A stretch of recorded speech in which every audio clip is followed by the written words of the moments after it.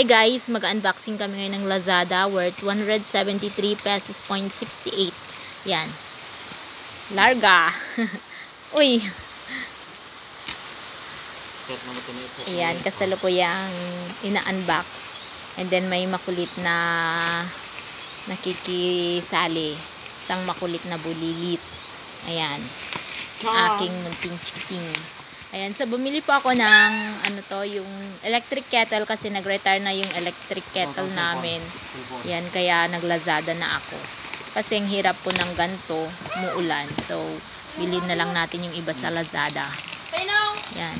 So, yan, box po natin siya. Yan, charan! Ang aming electric kettle worth 173 pesos.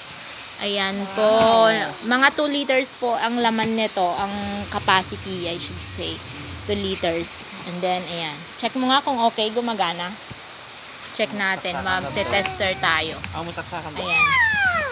Then, ganyan siya sa loob. Ang cute ka naman, Erin.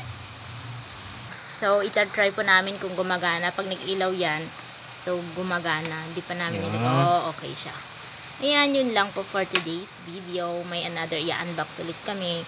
Yan. So, yung rice cooker naman ang next, guys.